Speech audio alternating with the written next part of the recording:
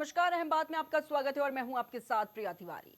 2017 का Unnao rape case सिर्फ एक अपराध नहीं था, बल्कि ये भारतीय लोकतंत्र, राजनीति और न्याय व्यवस्था की आत्मा को झकझोर देने वाला अपराध था, जिस केस ने पूरे देश को सड़कों पर उतरने पर मजबूर कर दिया। उसी मामले में दोषी ठहराए गए पूर्व बीजेपी विधायक कुलदीप सिंह सेंगर को दिल्ली हाई कोर्ट से सजा पर रोक और शर्तों के साथ जमानत मिलना एक बार फिर गुस्से और सवालों की आग भड़का रहा है। निचली अदालत के द्वारा सुनाई गई उम्र कैद की सजा पर रोक लगना कानूनी प्रक्रिया हो सकती है, लेकिन जनता के जहन में यह फैसला न्याय पर करारा तमाचा बनकर उभरा है।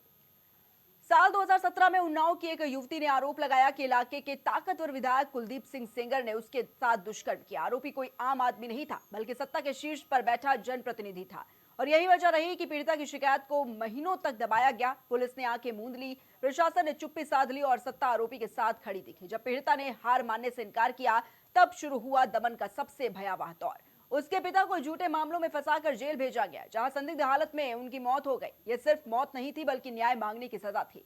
इसके बाद भी पीड़िता को नहीं छोड़ा गया। धमकियां, दबाव और डर का माहौल लगातार बनाया गया। साल 2019 में तो हद ही पार हो गई, जब पीड़िता की कार को एक तेज रफ्तार ट्रक से टक्कर मार दी गई। इस दर्दनाक हादसे में उसके 2 रिश्तेदारों की मौत हो गई।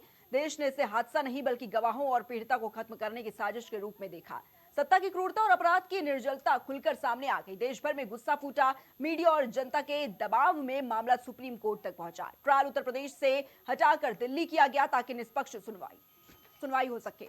साल 2019 में दिल्ली की विशेष अदालत ने कुलदीप सिंह सेंगर को दोषी ठहराते हुए उम्र कैद की सजा सुनाई। अदालत ने साफ कहा कि आरोपी ने अपनी राजनीतिक ताकत का इस्तेमाल कर कानून को कुचलने की कोशिश की है। यह फैसला सिर्फ एक व्यक्ति को सजा नहीं था, बल्कि संदेश था कि चाहे कितना भी बड़ा नेता क्यों ना हो, कानून से ऊपर नहीं है।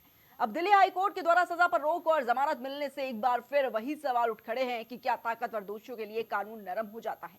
क्या पीड़िता को फिर से डर के साए में जीने के लिए मजबूर किया जाएगा? क्या यह फैसला समाज को गलत संदेश नहीं देता?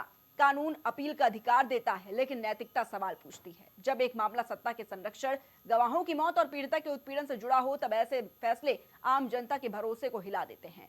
उन्नाव रेप केस आज भी एक कड़वी सच्चाई है। जब अपराध सत्ता से जुड़ जाए, तब इंसाफ पाने की कीमत जान, परिवार और जीवन बच जाती है। ये केस याद दिलाता है कि न्याय सिर्फ अदालतों में नहीं, बल्कि फैसलों के असर में भी दिखना चाहिए।